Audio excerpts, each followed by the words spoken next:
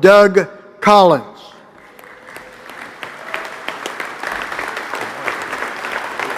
Good morning, everybody. Good morning. Hey, everybody. I'm going to give you a salute. Good morning, sir. Good morning. So good to see you. Well, good morning, everybody. How we doing? I'm pretty scared right now because I grew up a trooper's kid in Georgia and I see true troopers right in front of me. My daddy's 31 years. I learned that I fought the law and the law won every time. I tell you, it's good to be here this morning. It's good to be the Secretary of VA, and it's good to be with my colleagues and friends and others in the VFW. Because I'm here to tell you one thing, that is, I've been here 6 months. This is my sort of 6-month work here. And by the way, I don't work real well behind the podium, so I'm not sure where I'm going to end up.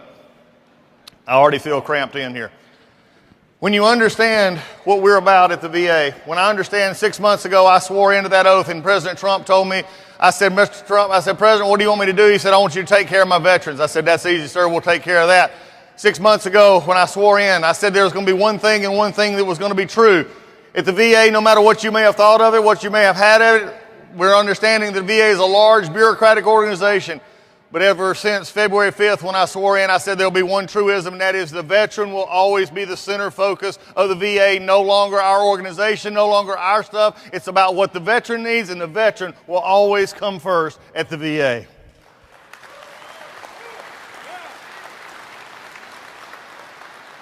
I'm tired of a time in which we have, and I know there's media here and there's others, and I'm sort of tired of a country that has had so many times that the things that we give our veterans, we give them this and we give them that. I don't know about you in this VFW hall this morning, but I want you to know something. You don't give a veteran anything. They have earned everything that they have got. And they will continue to get it every single day from this VA.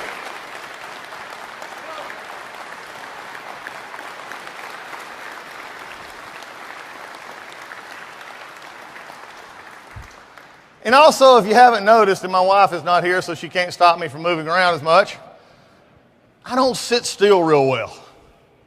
And when you get to an organization like the VA, they put you in this nice office, and it's a nice office. Anybody want to come up to D.C., come see me. I'll be happy to show you my office. It's your office, not mine. I'll show it to you. But they want me to sit in this office, Al. In a Georgian, that's just tough. So I sit in that office, and I look around. They give me the reports. Carol, and here's the report, sir. What do you think about this? I said, well, that's nice. And they give me another report, and they have this all brandished out, and they do the PowerPoints. And about one page through the PowerPoint, I stopped them. Now, the first month or so, this was causing panic among the VA. Because instead of asking and just listening to the report and receiving the report and saying, wow, that is very nice, let's continue to do the things we've always done at the VA, I became the greatest 4-year-old in the world again. Because they would tell me something and I would say, why? Why? And just about like this room right now, y'all are scared too because it was crickets. They didn't know. I love you guys up here, but I'm tired of this. When they don't understand that there is an issue, when there is time, because I come out, and when I said why, I didn't mean why are you here. I meant why are we doing what we're doing. I'm tired of watching a VA, an organization that is the greatest, I think healthcare can be the greatest healthcare organization in the world. It is the largest. But every time we keep doing stuff the same way, and getting the same results and wondering, well, that's just the way it is. I'm telling you right now, I'm not a VA secretary who's committed to the same old, same old. I'm committed to a VA that is the largest healthcare system, that is the largest provider of benefits, and we're going to act like it, and we're going to become the standard for what everybody else in the healthcare ought to be, because I'm not going to settle for just getting by anymore. Our veterans deserve so much more.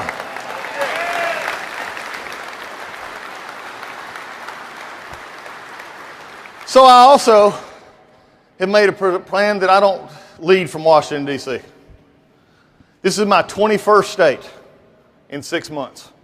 I visited almost 80 of our different organizations, from our VAMCs to our CBOCs to our vet centers. By the way, my vet centers, just for y'all to know, I love my vet centers because they're out on the front line. They take care of every veteran. They don't care when they come in. I love my vet centers. If you can work in a vet center or help in a vet center, please go look at our vet centers. They're our front line. I've looked at our VBA organization, our benefits organization, and then our cemetery folks. And I've been out in groups just like yours. I've been to VFW Post. I've been to Legion Post. I've been all over saying, I want to hear from you. You tell me. And one of the things I found out is they like to tell the secretary what they want to hear. Except I just have one problem. Again, I go back to my basic question, and that is why. So when I'm out with our hospitals, I ask them, instead of saying what you're doing well, I say, what are you having trouble with? And so I'm also one who doesn't take a lot of situations of just standing still and waiting, because I don't wait on anybody when it comes to the VA. I've been given an opportunity, and I believe it is that, an opportunity to serve, an opportunity in my heart to minister, and I'm not going to waste a minute of what I've been given if I cannot make it better for the veteran. Now that means that of a time and a service that sometimes you have to look at your organizations. And I know some of you were concerned, and I know some of you had a lot of questions going on, and that's fine. I understand. When we started talking about reorganization, we started talking about our structure, we talked about lid, and then it was fed by people in the media who wanted to fester and cause problems and lie about us. I'm going to tell you one thing right now. As long as I'm Secretary of VA, I don't care what office you hold in Congress or anywhere else, you lie about the VA or you lie about my veterans, you're going to have to answer to me, because I'm tired of the VA being the whipping post for everybody, because we're going to make it better so that you have it better.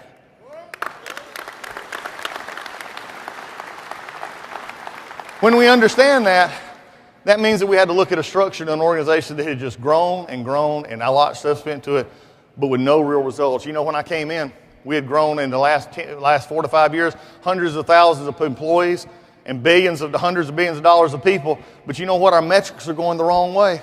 And I can go and ask you, your wait times were getting longer. Community care was non-existent for the last 4 years. By the way, let me interject right now. Community care is back at the VA. We are making it easier for you to get the treatment you need between you and your doctor. And we're not going to stop at anything to make sure you get the treatment you need. It is not satisfactory if my VA keeps asking and wanting, hey, can you stay here? Can you stay here? If you and your doctor, best medical interest was put in on August 1st, and if you and your doctor determine that you need to go to community care, guess what? You go straight to community care, no secondary referral, you go straight there. I'm not waiting on Congress, I'm doing it now. As we look at it as well, one of the things we found out in community care, and even as we were looking at these time waits and the things that were going on, we had the people, we had all the money, but the numbers were the wrong way. So I asked the simple question is, if we have all the money and we have all this, then why are the numbers going backwards? And you know what I found out? We had them in the wrong place. We had too many in places we were looking at. So we did and many of you had heard our reduction in force. Well, after we determined we're going to give early retirement and let those that want to leave, and we protected over 350,000 positions in our hospitals and our disabilities, we ended up with a reduction of about 30,000. The RIF is over, and we're ready now to function as we need to function, and that is an organization that is streamlined, focused on one thing and one thing only, and that is you, the veteran. We're organizationally a bureaucratic organization. Can I get an amen? Amen. Is there Marines in the room? Oh, come on. Are there Marines in the room? God. I come in here and we're going to get fired up. Anybody, Marines are going to bark at me at least a little bit. But when we get this, the part where we have to say what is working best and what can we do. So after that, we're now looking at our structure. And we're streamlining it so that our doctors at the field, our hospitals in the field, don't have to worry about sending up things and say, well, we never heard back. We don't know how to change. I can't emphasize to you enough, I'm not waiting on Congress to do what we can do already internally, because this is what I found. We could have done a lot of this a long time ago. You deserve a lot better. I'm going to make sure we have it. So the BMI issue has already been done. Moving the referrals from 6 months to 1 year on over 30 new classifications from cardiology to orthopedics means that once you get a referral, that you don't have to come back for a year. They don't have to come back and ask. And we're also looking at that secondary time as well, so you can get the continuity of your care without having to worry about, do I have to go back to the VA? No, the community care doctor is going to take care of you, and we're going to already put that into place for you as of right now.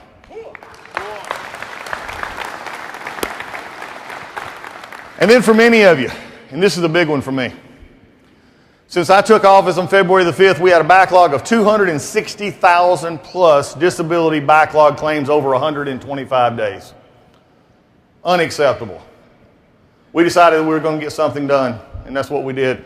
And so in the last 4.5 months, we've lowered that $260,000, I wish it was $260,000, that $260,000 number that I'm just going to keep right there to just a little over $160,000. In 4.5 months, we've lowered that 100,000 disability claims that have been lingering for more than 125 days. Why? Because you deserve an answer, you deserve it quickly, and we're going to give it to you. Now, that may not mean much to some, but how many of you have ever been waiting on a claim? Right now. This is the thing that I want you to understand. We're doing stuff to make it easier for you. The VA is about you. It's about an organization that is focused on one thing, and that is veterans and veterans alone. We're pretty simple. Have you ever heard the job? You got one job? We got one job, man. We got to take care of veterans. That's it. So we're going to do it the very best we can. But we're also going to be something that some of you this might make you uncomfortable. And I hope it does, because I hope it'll give you another perspective on life.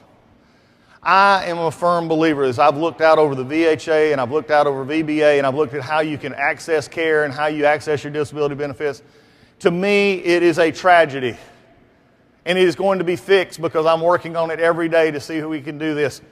There is no veteran in this country should have to have help in getting the benefits that they've already earned. We make it far too complicated to get the benefits you earn. I'm ready for you to be able to get it simply, easily, and not have to beg or borrow or anything else, because our veterans should not have to beg for what they've already earned.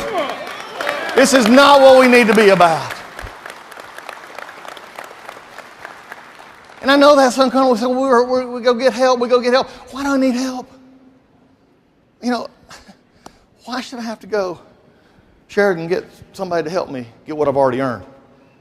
All my veterans in here, did you happen to do this number right here? Did you happen to raise your hand? And you volunteered or you were told to go? And when you went, you went?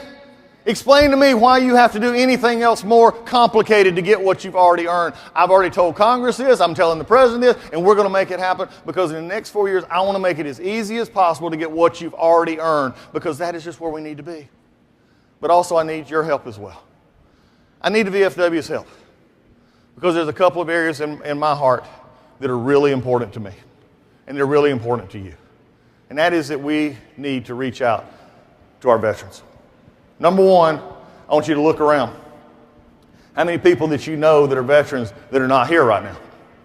When you go back to your local post, go back to your local areas, how many of the veterans that you know in your community are not involved in anything? They're not involved, and they're out there on their own. And the reason I ask this question is because what happens is when you know and I come home from foreign war, or we come home from getting discharged and we get alone and we don't have our battle buddies beside us, we don't have our unit men beside us, we get lonely. And we get confused, and sometimes what's happening too often today is too many of our fellow team members are taking their own life. Death by suicide is way too high among our veterans. One is too many. 22, 30, 40, or even 17, or even one is way too many. But what we're doing right now, and what I've looked at, and one of the biggest processes that I have right now, is looking at how much we're spending at the VA to do prevention. And I tell you, it is one that I'm very frustrated with, because we spend about $588 million in prevention of suicide, and yet it hasn't changed since 2008. That means we spent billions of dollars, and the number hasn't changed. This is one of the big areas I've asked why, because I do not believe if you're doing something the same thing the same way, and there's lives at stake, we've got to do a better job at actually getting the word out. But I need your help as well. It can't be just the VA. It can't be somebody else. It's got to be you. It's got to be me. How many people do you know right now that need a phone call? How many people do you know right now that just need a text? How many somebody you need to know just have a cup of coffee? Somebody that just needs to be reached out. You've had them on your mind for a long time. I'm telling you, they're there on your mind not because you're thinking about them. They're there because I believe, my faith tells me that I believe that the Spirit is moving in you to call them. I need you to take ownership of those around you, and we'll help you any way we possibly can. But I'm here to tell you right now, I refuse to spend another dime the same old, same way and get the same results. Our veterans are too precious, our country is too proud, and we do not deserve to lose another veteran. Can I get somebody to stand up and say, no more, I'm willing to help. I'm willing to help.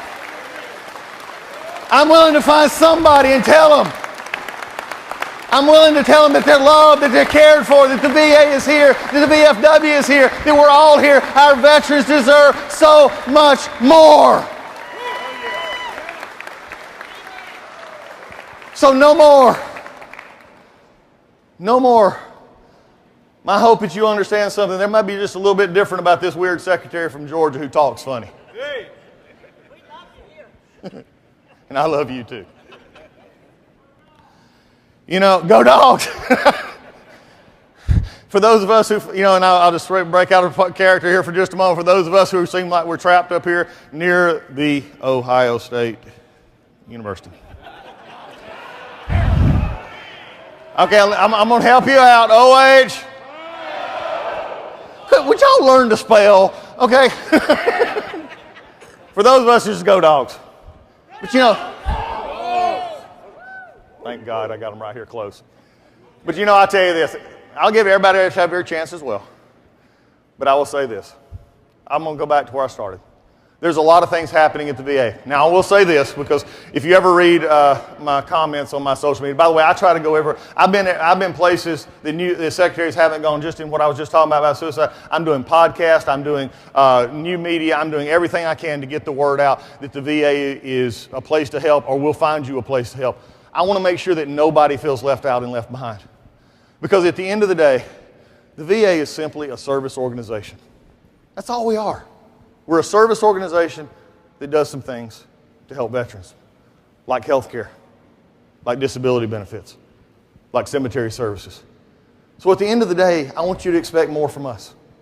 But I also want you to know that as much as I would love to wave my wand and drop pixie dust all over the whole system, 450,000 people and 170 hospitals and all that you want to add on here, I can't change it overnight. We're making some good movement.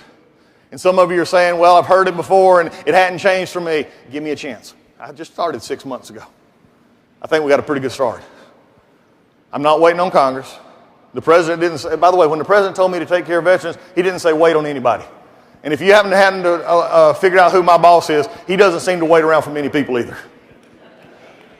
And so we're going to make this happen the best way we can. But only remember one thing. If you forgot anything else I say in this speech this morning, if you forgot anything else I tell you, then I want you to know one thing. At the VA, the veteran is going to be first. At the VA, we're going to do everything we can to make it easier for you to get the care that you need. We're going to make it easier for our employees to get the help they need and to hire the people they need and make sure that they can do what their job is, because I want them to be the absolute best. I want them to be proud of where they are, because I'm very proud of them. But at the end of the day, this is all about one thing. It's about veterans like us taking the time and the pride and the knowledge that we have and sharing it with each other and letting this country know that the greatest assets are sitting in this room and in places all over this country. And I refuse to let the VA be anything else except the organization that says thank you to our veterans. Because at this day and this time, our country needs to see heroes. And our heroes are the ones, not who run up and down sports fields, not the ones who sit up and make videos on YouTube. The heroes in the room are the ones who raise their hand and say, I do. God bless you. We'll see you later.